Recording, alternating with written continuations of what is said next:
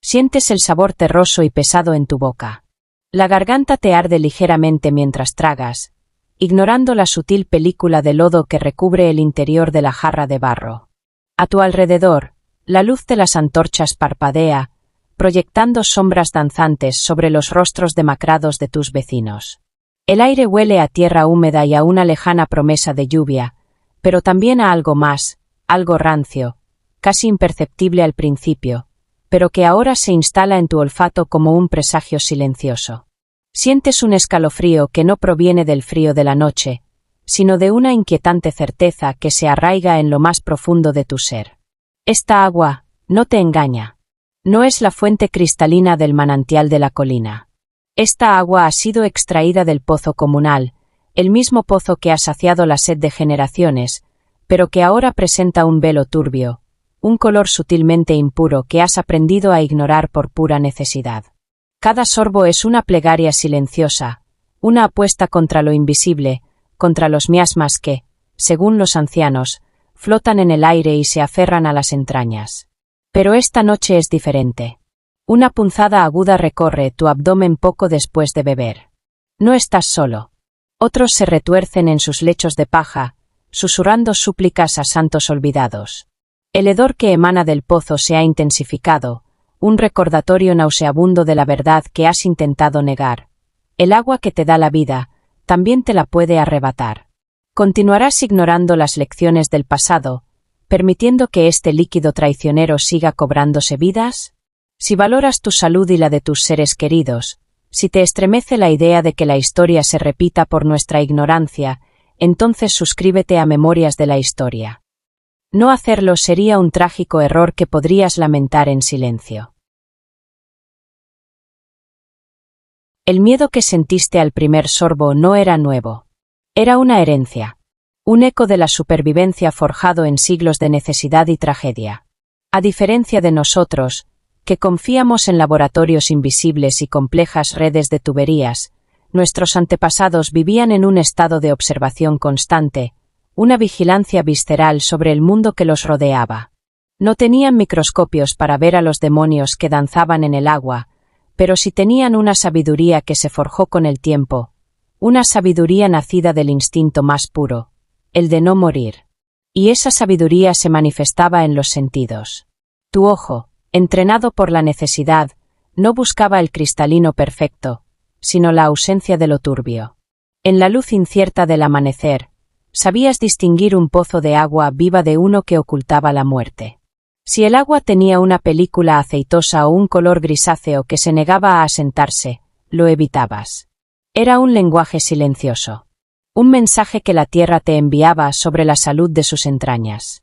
Una fuente que brotaba del vientre de la tierra, burbujeando con un sonido limpio y claro, era un regalo divino, un milagro inmaculado. Una laguna estancada, con un olor a putrefacción y un enjambre de insectos sobre su superficie, era una tumba líquida. Tu olfato era tu primer centinela. Un olor a rancio, a lodo, a descomposición, te alejaba del peligro con más fuerza que cualquier ley escrita. Era un rechazo instintivo, una alarma que resonaba en lo más profundo de tu cerebro reptiliano. Y luego, el sabor. El agua de un manantial tenía una frescura mineral que revitalizaba, mientras que el agua de un río caudaloso, arrastrando los despojos de la vida aguas arriba, tenía un sabor a tierra y a pena. No hablaban de bacterias, hablaban de miasmas, de espíritus malignos, de la ira de la tierra. Pero el resultado era el mismo. Sabían qué agua te daría vida y cuál te la arrebataría con una fiebre furiosa. Este conocimiento no nació en un pergamino. Nació de la fiebre, del dolor agudo en el vientre, de la desesperación al ver a un niño sucumbir ante una sed envenenada. Cada muerte era una lección, cada tumba un recordatorio de que la naturaleza podía ser una proveedora generosa o una traicionera verdugo. Así se transmitía la sabiduría de boca en boca, de abuelo a nieto, en susurros temerosos alrededor de un fuego moribundo. Era una conciencia ancestral, un entendimiento fundamental de que la supervivencia dependía de escuchar y respetar a la tierra. No era ciencia. Era una forma de piedad. Una piedad desesperada. El pozo estaba envenenado. O, al menos, eso era lo que creías. La fiebre se había extendido por la aldea como un viento frío, y el hedor del pozo se había vuelto insoportable. No podías ver al enemigo, pero sabías que estaba allí, en las profundidades del agua. Desesperado, te acercaste a la anciana de la aldea, su rostro una red de arrugas que contaban historias de hambrunas y plagas. Sus ojos, nublados por el tiempo, te miraron con una sabiduría que iba más allá de la simple edad. No te dio un remedio, sino una solución. Te enseñó el primer escudo contra la impureza, una técnica tan simple que rozaba lo sagrado. Te indicó que tomaras un trozo de lino viejo, de una camisa desgarrada, y lo sujetaras sobre la boca de la jarra de barro. Al principio, la idea te pareció risible. ¿Cómo podía un simple pedazo de tela detener a los demonios que envenenaban el agua? Pero la anciana insistió, con una autoridad que no admitía réplica. No es el agua lo que te matará, te susurró, sino lo que flota en ella. Y así lo hiciste. Con manos temblorosas, vertiste el agua del pozo, ese líquido turbio y amarillento, a través del lienzo. El proceso fue lento, tedioso. Gota a gota, el agua se filtraba a través de las fibras de la tela, dejando atrás una capa de suciedad, de tierra, de diminutos insectos y de residuos que te hicieron estremecer. El agua que caía en la jarra de abajo no era perfecta. Aún tenía un matiz opaco, un sabor que te recordaba al lodo. Pero era diferente. Los trozos más grandes de materia, los que podías ver y que te daban un miedo primordial, habían desaparecido. No era ciencia, sino un acto de fe. Una fe en la capacidad de las cosas simples para lograr lo imposible. En esa tela, en ese humilde lienzo, se encontraba la primera línea de defensa de la humanidad contra la enfermedad invisible. Era el reconocimiento de que la impureza no era una maldición, sino una cosa tangible, algo que podía ser capturado, algo que podías ver y, por lo tanto, algo que podías combatir. El acto de filtrar el agua, una jarra tras otra, se convirtió en un ritual sagrado, en una danza de supervivencia.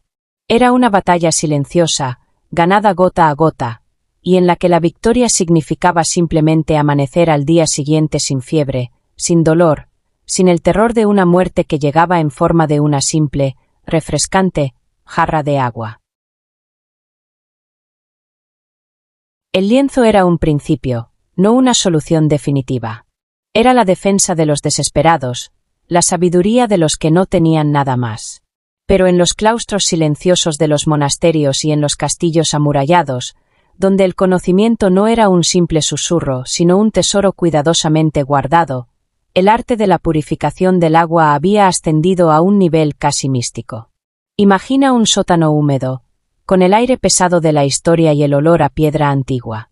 En un rincón, no verías un simple pozo, sino una estructura de madera o piedra, una especie de cajón sin fondo que parecía un ataúd para el agua impura.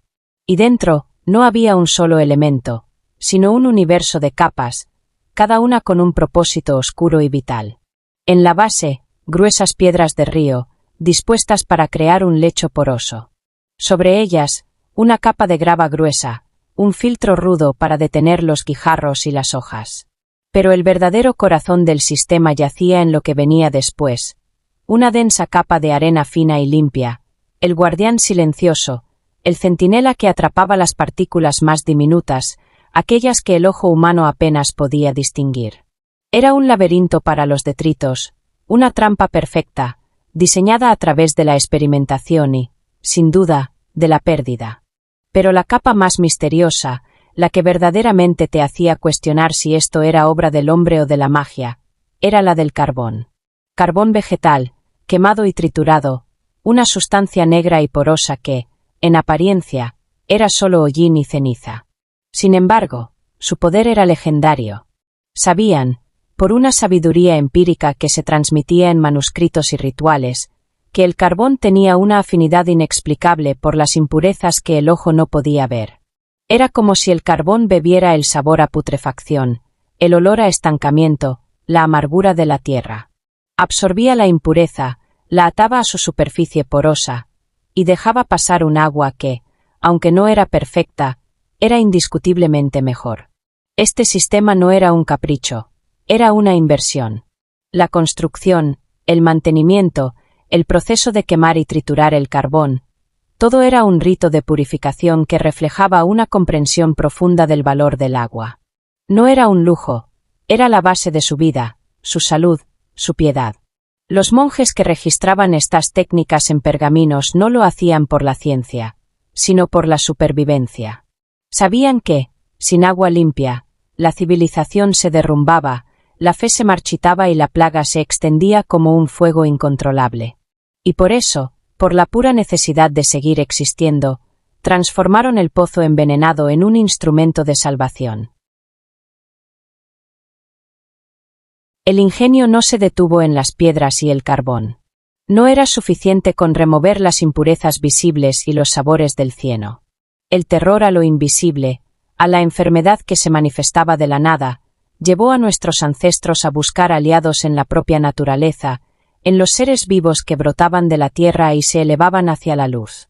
El jardín del monasterio, el huerto del castillo, no eran solo fuentes de alimento, eran boticas silenciosas, depósitos de secretos ancestrales, y entre sus hileras encontraron un nuevo tipo de purificador. Piensa en el tomillo. Una planta humilde, resistente, que crecía en las laderas rocosas y llenaba el aire de su aroma penetrante y casi medicinal. No sabían de sus propiedades antisépticas, de los compuestos que combatían a los microorganismos. Pero sí sabían que un puñado de sus hojas, machacadas y añadidas al agua filtrada, no solo le conferían un sabor fresco y agradable, sino que también parecía prolongar su vida útil. El agua no se corrompía tan rápido, no desarrollaba ese hedor a estancamiento que anunciaba la llegada de la enfermedad. Era un misterio, una magia herbal que se transmitía de generación en generación. Lo mismo ocurría con el romero y la menta. El romero, con sus agujas amargas y su olor a pino, se usaba para enmascarar los malos olores del agua de un pozo problemático. Y la menta, con su frescura penetrante, se convertía en una bendición en los días calurosos, cuando el agua tibia adquiría un sabor a metal y a tierra. No se trataba solo de mejorar el sabor. Era una forma de piedad. El acto de añadir hierbas al agua era un ritual para hacerla más agradable, más bienvenida por el cuerpo, una ofrenda a la supervivencia. En los manuscritos olvidados, en las notas al margen de las Biblias y en los libros de cocina de la época, se encuentran estas recetas oscuras. No se explican con términos científicos, sino con palabras como virtud, propiedad o gracia. Se atribuía a las hierbas un poder casi espiritual para sanar, purificar y proteger. Era el reconocimiento tácito de que la naturaleza misma tenía sus propios mecanismos de defensa contra la corrupción. Y el hombre, con su ingenio desesperado, simplemente aprendía a usarlos. Era una simbiosis basada en la necesidad, en la lucha constante contra un enemigo que no podías ver, pero cuyos efectos eran tan horribles y reales como la plaga misma. La hierba, el carbón, la arena. Eran soluciones individuales, respuestas a la desesperación de una sola familia o la previsión de un solo monasterio.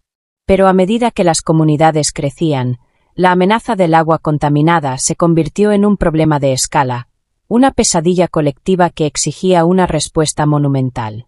En la penumbra de las ciudades medievales, entre callejones estrechos y el hedor de los desechos, la gente soñaba con el agua limpia. Y en su necesidad, resucitaron el ingenio olvidado de imperios caídos. Imagina un riachuelo, un manantial prístino que brotaba lejos, en las colinas que rodeaban la ciudad.